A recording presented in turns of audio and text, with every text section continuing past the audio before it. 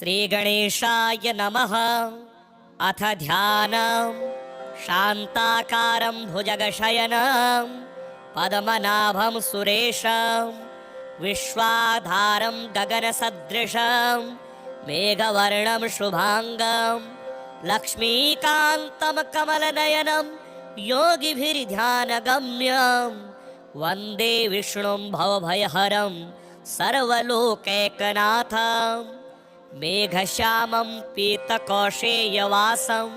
श्रीवत्सांगं कौस्तुभोद्भासितांगं पुण्योपेतं पुण्डरीकायताक्षं विष्णुं वन्दे सर्वलोकैकनाथं सशङ्खचक्रं सकिरीटकुण्डलं सपीतवस्त्रं सरसीरुहेक्षणं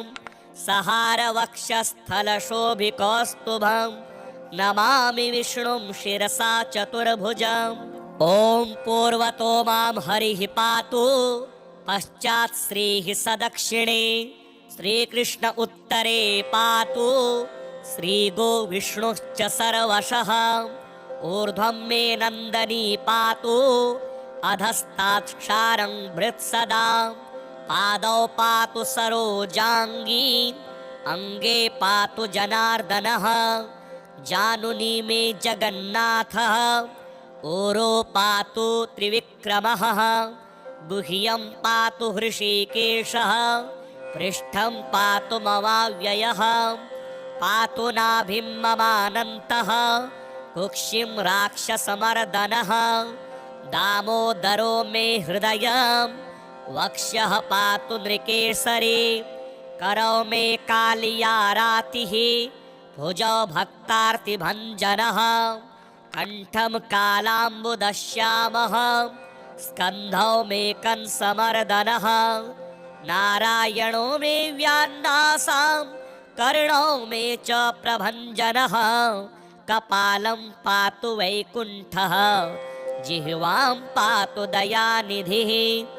आस्यं दशास्य हन्ताव्यात् नेत्रे मे पद्मलोचनः भ्रुवौ मे पातु भूमा च ललाटं मे सदाच्युतः मुखं मे पातु गोविन्दः शिखां गरुडवाहनः मां शेषशायी सर्वेभ्यो व्याधिभ्यो भक्तवत्सलः पिशाचाग्निज्वरेभ्यो माम् आपद्भ्यो वतु माधवः सर्वेभ्यो दुरितेभ्यश्च पातु मां पुरुषोत्तमः इदं श्रीविष्णुकवचं सर्वमङ्गलदायकं सर्वरोगप्रशमनं सर्वशत्रुविनाशनम् एवं जजाप तत्काले शात्परश्चाक्षरं परम् त्रिसन्ध्यं यः पठेत् शुद्धः सर्वत्र विजयी भवेत्। मेघश्यामं पीतकौशेयवासं श्रीवत्सांगं कौस्तुभोद्भासितांगं पुण्योपेतं पुण्डरीकायताक्षं विष्णुं वन्दे सर्वलोकैकनाथं सशङ्खचक्रं सकिरीटकुण्डलं सपीतवस्त्रं सरसीरुहेक्षणं सहारवक्षस्थलशोभिकौस्तुभं नमामि विष्णुं शिरसा चतुर्भुजम्। ॐ पूर्वतो मां हरिः पातु पश्चात् श्रीः सदक्षिणे श्रीकृष्ण उत्तरे पातु श्रीगो विष्णुश्च सर्वशः ऊर्ध्वं मे नन्दनी पातु अधस्तात् क्षारं भृत्सदा पादौ पातु सरोजाङ्गी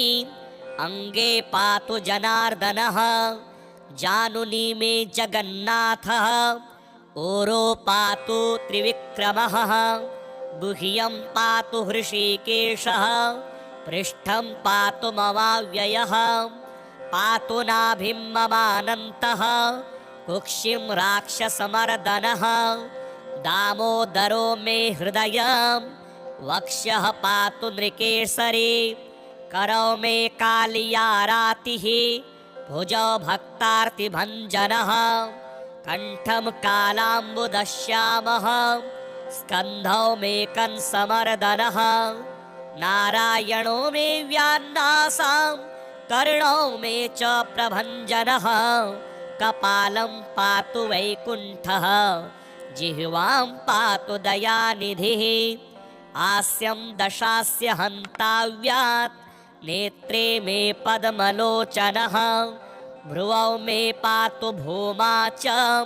ललाटं मे सदाच्युतः मुखं मे पातु गोविन्दः शिखां गरुडवाहनः मां शेषशायी सर्वेभ्यो व्याधिभ्यो भक्तवत्सलः पिशाचाग्निज्वरेभ्यो माम् आपद्भ्योऽवतु माधवः सर्वेभ्यो दुरितेभ्यश्च पातु मां पुरुषोत्तमः इदं श्रीविष्णुकवचं सर्वमङ्गलदायकं सर्वरोगप्रशमनं सर्वशत्रुविनाशनम् एवं जजाप तत्काले शात्परश्चाक्षरं परं त्रिसन्ध्यं यः पठेत् शुद्धः सर्वत्र विजयी भवेत् मेघश्यामं पीतकौशेयवासं श्रीवत्साङ्गं कौस्तुभोद्भासिताङ्गं पुण्योपेतं पुण्डरीकायताक्षं विष्णुं वन्दे सर्वलोकैकनाथं सशङ्खचक्रं सकिरीटकुण्डलं सपीतवस्त्रं सरसीरुहेक्षणं सहारवक्षस्थलशोभिकौस्तुभं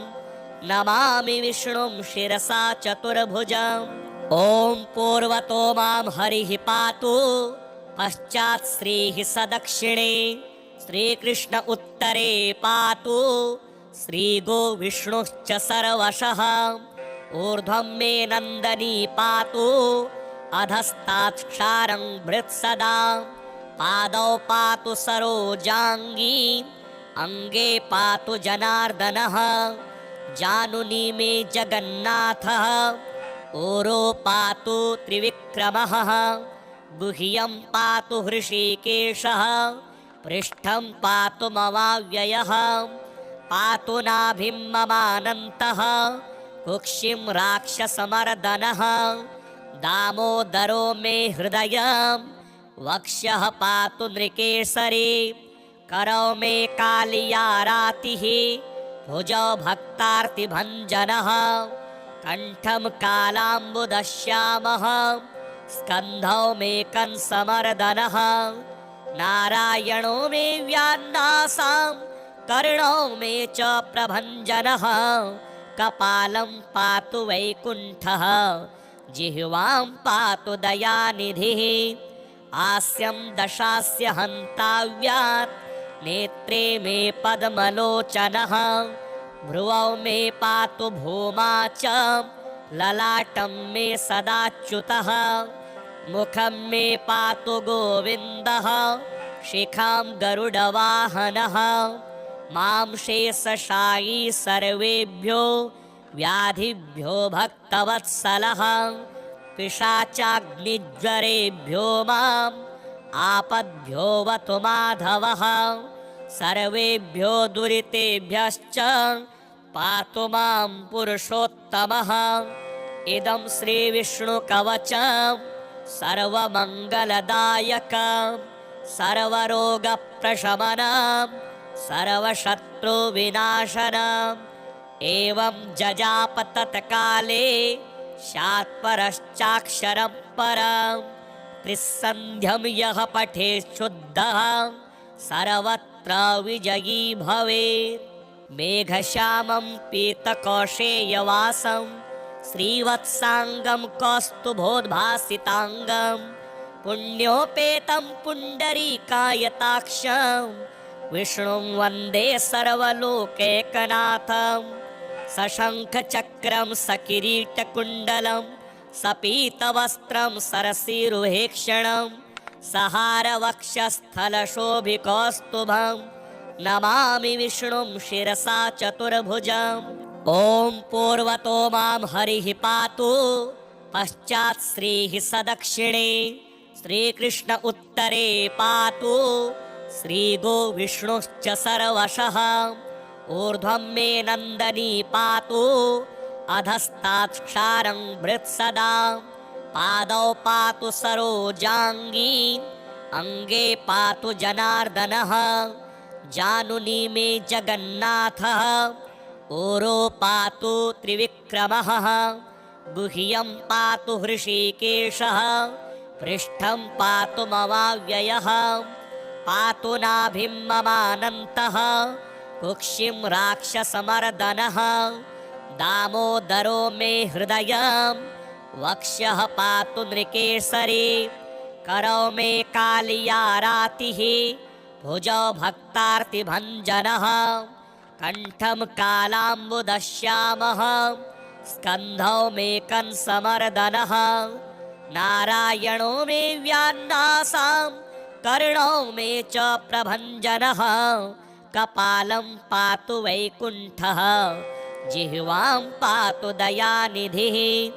हास्यं दशास्य हन्ताव्यात् नेत्रे मे पद्मलोचनः भ्रुवौ मे पातु भूमा च ललाटं मे सदाच्युतः मुखं मे पातु गोविन्दः शिखां गरुडवाहनः मां शेषशायी सर्वेभ्यो व्याधिभ्यो भक्तवत्सलः पिशाचाग्निज्वरेभ्यो माम् आपद्भ्योऽवतु माधवः सर्वेभ्यो दुरितेभ्यश्च पातु मां पुरुषोत्तमः इदं श्रीविष्णुकवचं सर्वमङ्गलदायकं सर्वरोगप्रशमनं सर्वशत्रुविनाशनम् एवं जजाप तत्काले शात्परश्चाक्षरं परं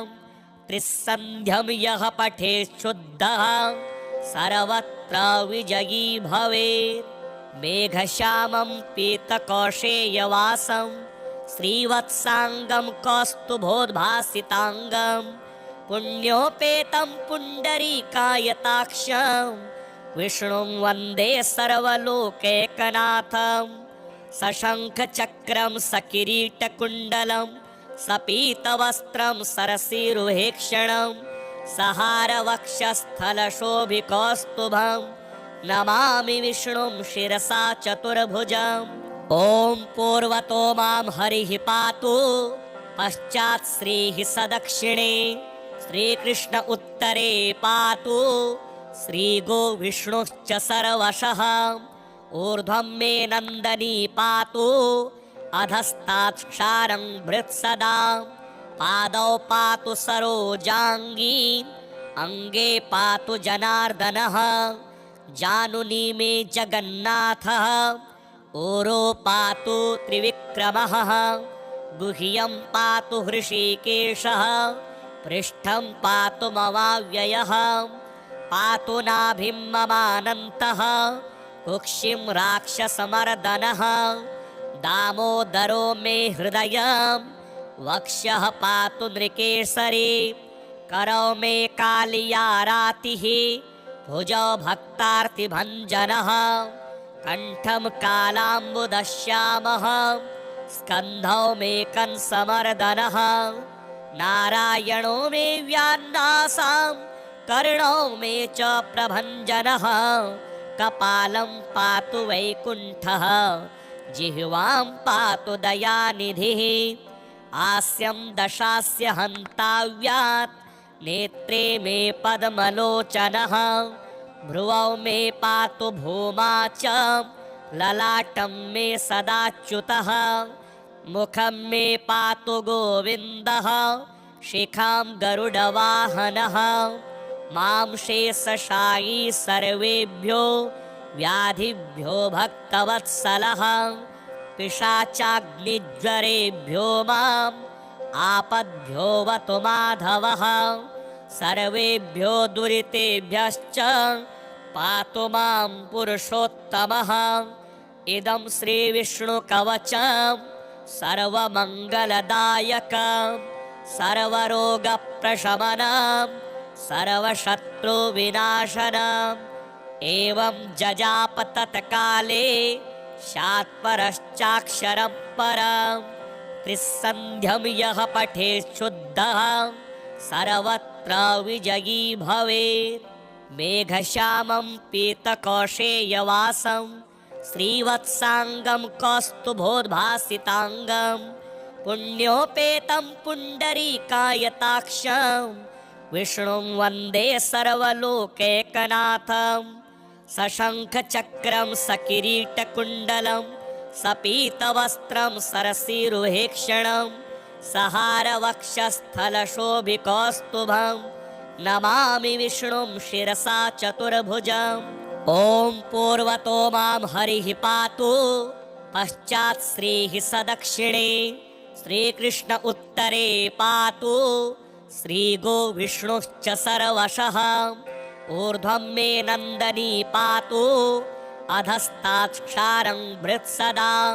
पादौ पातु सरोजाङ्गी अङ्गे पातु जनार्दनः जानुनी मे जगन्नाथः ऊरो पातु त्रिविक्रमः गुह्यं पातु हृषीकेशः पृष्ठं पातु ममाव्ययः पातु नाभिं ममानन्तः कुक्षिं राक्षसमर्दनः दामोदरो मे हृदयं वक्ष्यः पातु नृकेसरी करौ मे कालियारातिः भुजौ भक्तार्तिभञ्जनः कण्ठं कालाम्बुदश्यामः स्कन्धौ मे कंसमर्दनः नारायणो मे व्यान्नासां कर्णौ मे च प्रभञ्जनः कपालं पातु वैकुण्ठः जिह्वां पातु दयानिधिः हास्यं दशास्य हन्ताव्यात् नेत्रे मे पद्मलोचनः भ्रुवौ मे पातु भूमा च ललाटं मे सदाच्युतः मुखं मे पातु गोविन्दः शिखां गरुडवाहनः मां शेषशायी सर्वेभ्यो व्याधिभ्यो भक्तवत्सलः पिशाचाग्निज्वरेभ्यो माम् आपद्भ्यो वतु माधवः सर्वेभ्यो दुरितेभ्यश्च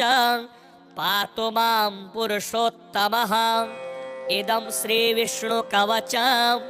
सर्वमङ्गलदायकं सर्वरोगप्रशमनं सर्वशत्रुविनाशनम् एवं जजाप तत्काले शात्परश्चाक्षरं परं त्रिसन्ध्यं यः पठेत् शुद्धः सर्वत्र विजयी भवेत्। मेघश्यामं पीतकौशेयवासं श्रीवत्साङ्गं कौस्तुभोद्भासिताङ्गं पुण्योपेतं पुण्डरीकायताक्षं विष्णुं वन्दे सर्वलोकैकनाथं। सशङ्खचक्रं सकिरीटकुण्डलं सपीतवस्त्रं सरसीरुहेक्षणं सहारवक्षस्थलशोभिकौस्तुभं नमामि विष्णुं शिरसा चतुर्भुजम्। ॐ पूर्वतो मां हरिः पातु पश्चात् श्रीः सदक्षिणे श्रीकृष्ण उत्तरे पातु श्रीगोविष्णुश्च सर्वशः। ऊर्ध्वं मे नन्दनी पातु अधस्तात्क्षारं भृत्सदा पादौ पातु सरोजाङ्गी अङ्गे पातु जनार्दनः जानुनी मे जगन्नाथः ऊरो पातु त्रिविक्रमः गुह्यं पातु हृषीकेशः पृष्ठं पातु ममाव्ययः पातु नाभिं ममानन्तः कुक्षिं राक्षसमर्दनः दामोदरो मे हृदयं वक्ष्यः पातु नृकेसरी करौ मे कालियारातिः भुजौ भक्तार्तिभञ्जनः कण्ठं कालाम्बुदश्यामः स्कन्धौ मे कंसमर्दनः नारायणो मे व्यान्नासां कर्णौ मे च प्रभञ्जनः कपालं पातु वैकुण्ठः जिह्वां पातु दयानिधिः आस्यं दशास्य हन्ताव्यात् नेत्रे मे पद्मलोचनः भ्रुवौ मे पातु भूमा च ललाटं मे सदाच्युतः मुखं मे पातु गोविन्दः शिखां गरुडवाहनः मां शेषशायी सर्वेभ्यो व्याधिभ्यो भक्तवत्सलः पिशाचाग्निज्वरेभ्यो माम् आपद्भ्योऽवतु माधवः सर्वेभ्यो दुरितेभ्यश्च पातु मां पुरुषोत्तमः इदं श्रीविष्णुकवचं सर्वमङ्गलदायकं सर्वरोगप्रशमनं सर्वशत्रुविनाशनम् एवं जजाप तत्काले शात्परश्चाक्षरं परं त्रिसन्ध्यं यः पठेत् शुद्धः सर्वत्र विजयी भवेत् मेघश्यामं पीतकौशेयवासं श्रीवत्साङ्गं कौस्तुभोद्भासिताङ्गं पुण्योपेतं पुण्डरीकायताक्षं विष्णुं वन्दे सर्वलोकैकनाथम् सशङ्खचक्रं सकिरीटकुण्डलं सपीतवस्त्रं सरसीरुहेक्षणं सहारवक्षस्थलशोभिकौस्तुभं नमामि विष्णुं शिरसा चतुर्भुजम् ॐ पूर्वतो मां हरिः पातु पश्चात् श्रीः सदक्षिणे श्रीकृष्ण उत्तरे पातु श्रीगोविष्णुश्च सर्वशः ऊर्ध्वं मे नन्दनी पातु अधस्तात् क्षारं भृत्सदा पादौ पातु सरोजाङ्गी अङ्गे पातु जनार्दनः जानुनी मे जगन्नाथः ऊरो पातु त्रिविक्रमः गुह्यं पातु हृषीकेशः पृष्ठं पातु ममाव्ययः पातु नाभिं ममानन्तः कुक्षिं राक्षसमर्दनः दामोदरो मे हृदयं वक्ष्यः पातु नृकेसरी करौ मे कालियारातिः भुजौ भक्तार्तिभञ्जनः कण्ठं कालाम्बुदश्यामः स्कन्धौ मे कंसमर्दनः नारायणो मे व्यान्नासां कर्णौ मे च प्रभञ्जनः कपालं पातु वैकुण्ठः जिह्वां पातु दयानिधिः आस्यं दशास्य हन्ताव्यात् नेत्रे मे पद्मलोचनः भ्रुवौ मे पातु भूमा च ललाटं मे सदाच्युतः मुखं मे पातु गोविन्दः शिखां गरुडवाहनः मां शेषशायी सर्वेभ्यो व्याधिभ्यो भक्तवत्सलः पिशाचाग्निज्वरेभ्यो माम् आपद्भ्योऽवतु माधवः सर्वेभ्यो दुरितेभ्यश्च पातु मां पुरुषोत्तमः इदं श्रीविष्णुकवचं सर्वमङ्गलदायकं सर्वरोगप्रशमनं सर्वशत्रुविनाशनम् एवं जजाप तत्काले शात्परश्चाक्षरं परं त्रिसन्ध्यं यः पठेत् शुद्धः सर्वत्र विजयी भवेत् मेघश्यामं पीतकौशेयवासं श्रीवत्साङ्गं कौस्तुभोद्भासिताङ्गं पुण्योपेतं पुण्डरीकायताक्षं विष्णुं वन्दे सर्वलोकैकनाथम् सशङ्खचक्रं सकिरीटकुण्डलं सपीतवस्त्रं सरसीरुहेक्षणं सहारवक्षस्थलशोभिकौस्तुभं नमामि विष्णुं शिरसा चतुर्भुजम् ॐ पूर्वतो मां हरिः पातु पश्चात् श्रीः सदक्षिणे श्रीकृष्ण उत्तरे पातु श्रीगोविष्णुश्च सर्वशः ऊर्ध्वं मे नन्दनी पातु अधस्तात् क्षारं भृत्सदा पादौ पातु सरोजाङ्गी अङ्गे पातु जनार्दनः जानुनी मे जगन्नाथः ओरो पातु त्रिविक्रमः गुह्यं पातु हृषीकेशः पृष्ठं पातु ममाव्ययः पातु नाभिं ममानन्तः कुक्षिं राक्षसमर्दनः दामोदरो मे हृदयं वक्ष्यः पातु नृकेसरी करौ मे कालियारातिः भुजौ भक्तार्तिभञ्जनः कण्ठं कालाम्बुदश्यामः स्कन्धौ मे कंसमर्दनः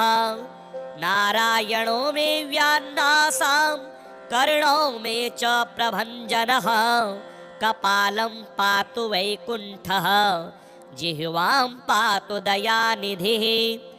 आस्यं दशास्य हन्ताव्यात् नेत्रे मे पद्मलोचनः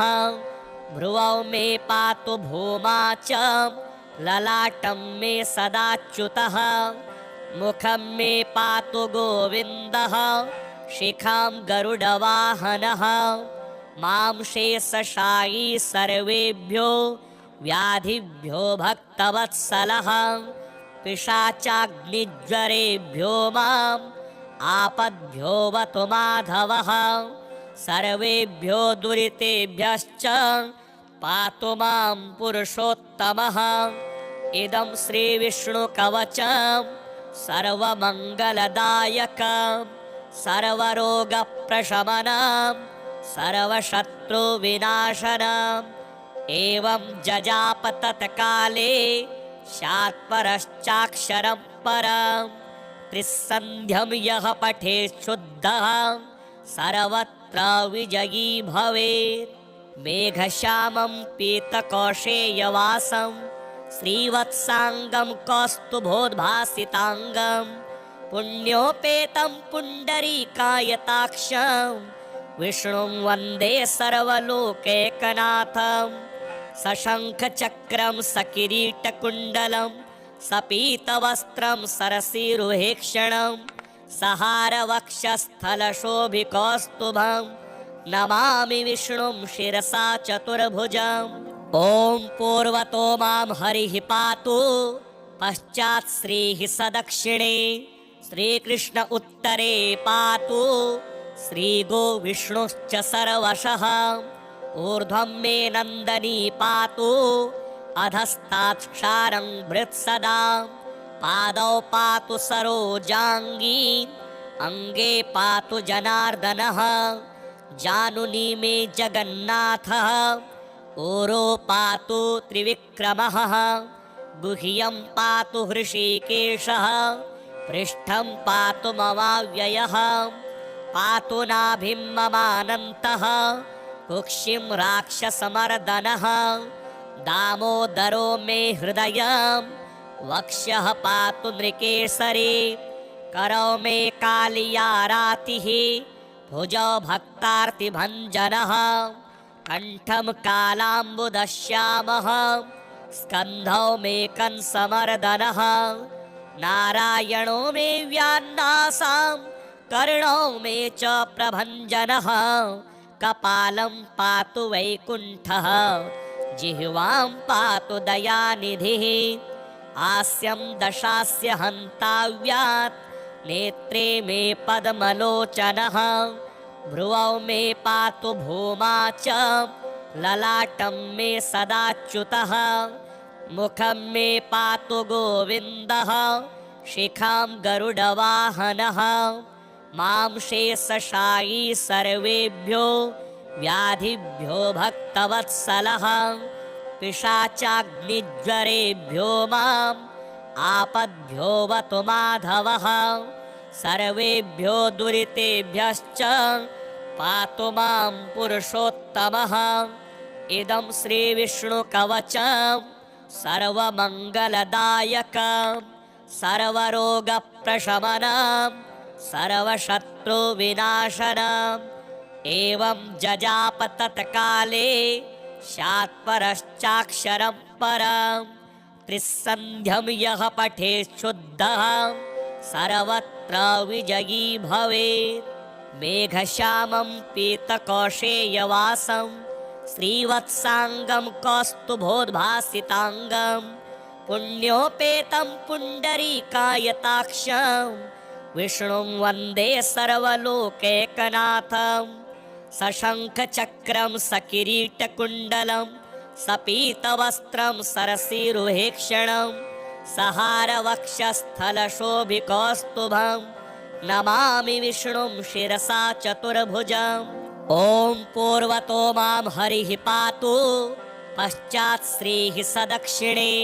श्रीकृष्ण उत्तरे पातु श्रीगो विष्णुश्च सर्वशः ऊर्ध्वं मे नन्दनी पातु अधस्तात्क्षारं भृत्सदा पादौ पातु सरोजाङ्गी अङ्गे पातु जनार्दनः जानुनी मे जगन्नाथः ऊरो पातु त्रिविक्रमः गुह्यं पातु हृषीकेशः पृष्ठं पातु ममाव्ययः पातु नाभिं ममानन्तः कुक्षिं राक्षसमर्दनः दामोदरो मे हृदयं वक्ष्यः पातु नृकेसरी करौ मे कालियारातिः भुजौ भक्तार्तिभञ्जनः कण्ठं कालाम्बुदश्यामः स्कन्धौ मे कंसमर्दनः नारायणो मे व्यान्नासां कर्णौ मे च प्रभञ्जनः कपालं पातु वैकुण्ठः जिह्वां पातु दयानिधिः आस्यं दशास्य हन्ताव्यात् नेत्रे मे पद्मलोचनः भ्रुवौ मे पातु भूमा च ललाटं मे सदाच्युतः मुखं मे पातु गोविन्दः शिखां गरुडवाहनः मां शेषशायी सर्वेभ्यो व्याधिभ्यो भक्तवत्सलः पिशाचाग्निज्वरेभ्यो माम् आपद्भ्यो वतु माधवः सर्वेभ्यो दुरितेभ्यश्च पातु मां पुरुषोत्तमः इदं श्रीविष्णुकवचं सर्वमङ्गलदायकं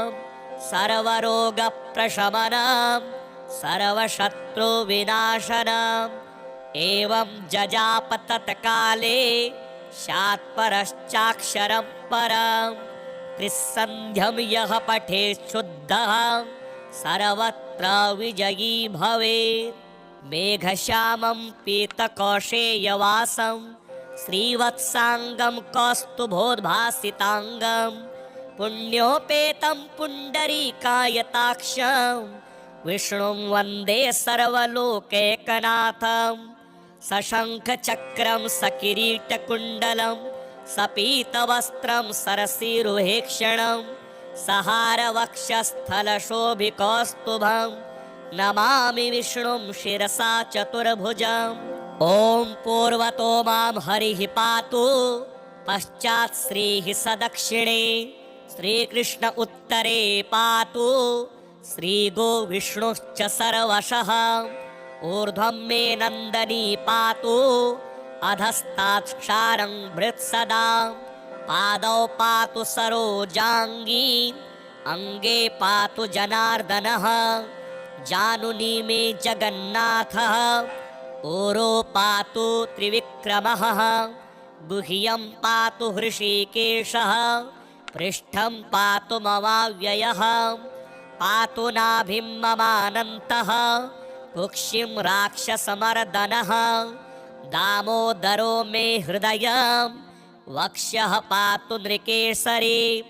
करौ मे कालियारातिः भुजौ भक्तार्तिभञ्जनः कण्ठं कालाम्बुदश्यामः स्कन्धौ मे कंसमर्दनः नारायणो मे व्यान्नासां कर्णौ मे च प्रभञ्जनः कपालं पातु वैकुण्ठः जिह्वां पातु दयानिधिः आस्यं दशास्य हन्ताव्यात् नेत्रे मे पद्मलोचनः भ्रुवौ मे पातु भूमा च ललाटं मे सदाच्युतः मुखं मे पातु गोविन्दः शिखां गरुडवाहनः मां शेषशायी सर्वेभ्यो व्याधिभ्यो भक्तवत्सलः पिशाचाग्निज्वरेभ्यो माम् आपद्भ्यो वतु माधवः सर्वेभ्यो दुरितेभ्यश्च पातु मां पुरुषोत्तमः इदं श्रीविष्णुकवचं सर्वमङ्गलदायकं सर्वरोगप्रशमनं सर्वशत्रुविनाशनम् एवं जजाप तत्काले शात्परश्चाक्षरं परं त्रिसन्ध्यं यः पठेत् शुद्धः सर्वत्र विजयी भवेत् मेघश्यामं पीतकौशेयवासं श्रीवत्साङ्गं कौस्तुभोद्भासिताङ्गं पुण्योपेतं पुण्डरीकायताक्षं विष्णुं वन्दे सर्वलोकैकनाथम् सशङ्खचक्रं सकिरीटकुण्डलं सपीतवस्त्रं सरसीरुहेक्षणं सहारवक्षस्थलशोभिकौस्तुभं नमामि विष्णुं शिरसा चतुर्भुजम् ॐ पूर्वतो मां हरिः पातु पश्चात् श्रीः सदक्षिणे श्रीकृष्ण उत्तरे पातु श्रीगो विष्णुश्च सर्वशः ऊर्ध्वं मे नन्दनी पातु अधस्तात्क्षारं भृत्सदा पादौ पातु सरोजाङ्गी अङ्गे पातु जनार्दनः जानुनी मे जगन्नाथः ऊरो पातु त्रिविक्रमः गुह्यं पातु हृषीकेशः पृष्ठं पातु ममाव्ययः पातु नाभिं ममानन्तः कुक्षिं राक्षसमर्दनः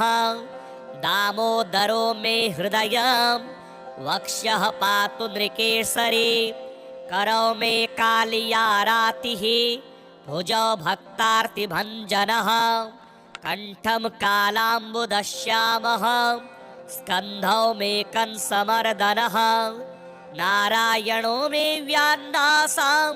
कर्णौ मे च प्रभञ्जनः कपालं पातु वैकुण्ठः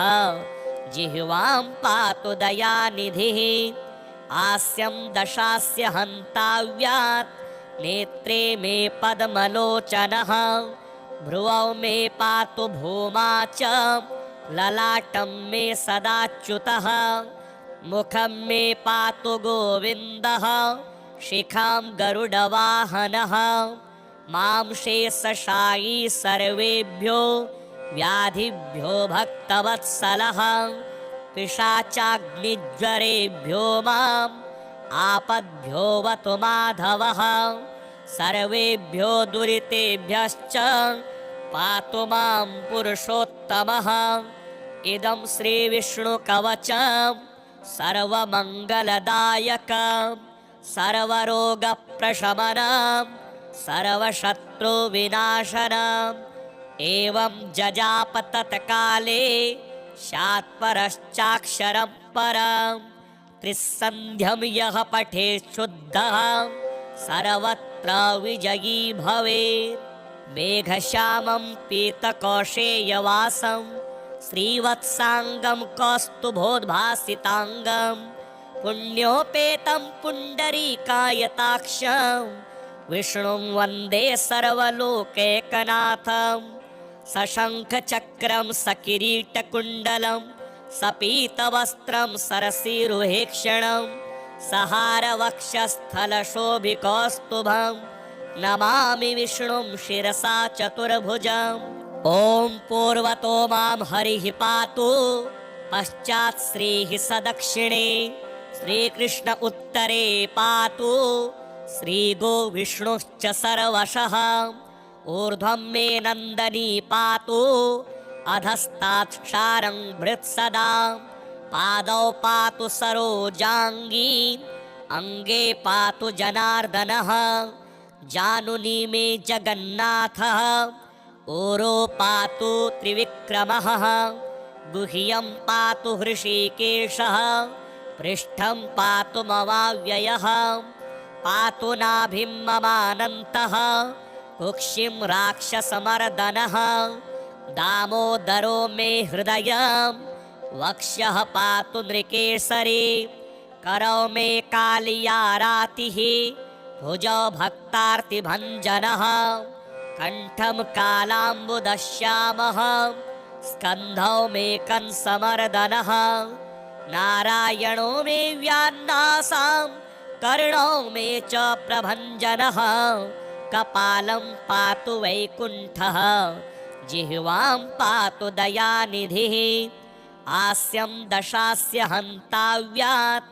नेत्रे मे पद्मलोचनः भ्रुवौ मे पातु भूमा च